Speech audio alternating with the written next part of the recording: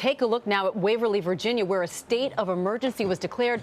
53 reported tornadoes in just the last 48 hours. They stretch from Texas up to Virginia, and at least 8 weather-related deaths and more than 70,000 people without power this morning.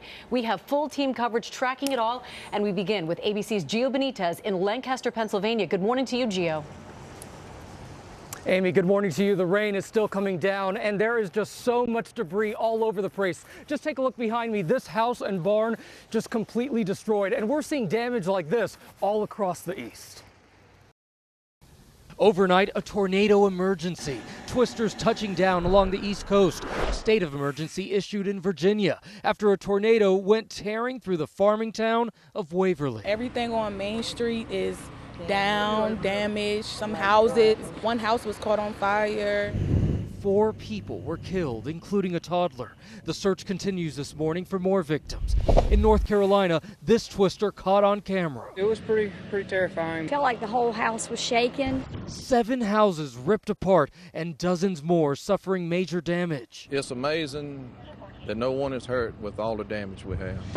And in the Midwest, whiteout conditions creating havoc for drivers. In Illinois, highways littered with cars after nearly a foot of wet snow fell. Overnight torrential rain slamming the Northeast. Blinding conditions forcing drivers to pull off roads. Winds packing such a powerful punch, this semi-tractor trailer getting knocked to its side on New York City's heavily trafficked George Washington Bridge. Power lines downed and igniting across New Jersey. And in Philadelphia, winds dropping trees on cars and houses. The storm forcing nearly 3,000 flight cancellations, 1,200 flights into and out of Chicago alone. And back here in Lancaster, Pennsylvania, we can tell you the National Weather Service will be coming out here to look at this damage to see if that was caused by a tornado or not. But the good news right now, perhaps a miracle, no injuries and no deaths reported, Sam.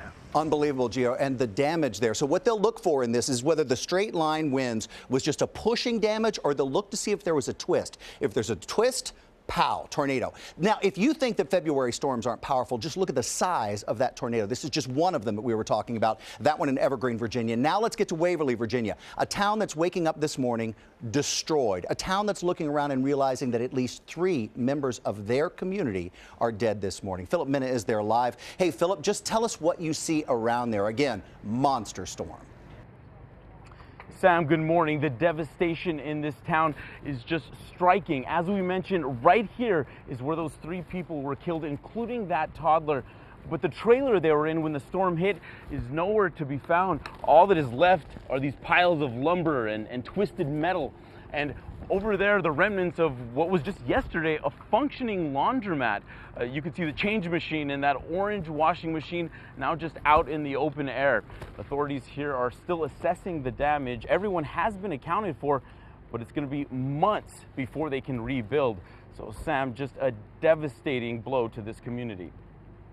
Yeah, it's unbelievable, Philip. I got to tell you, when people walk out the door and they can't realize where their streets are or where the markers that they knew every day in their neighborhood, it's unbelievable. And this storm isn't done yet. We still have some power behind it. Thank you, Philip.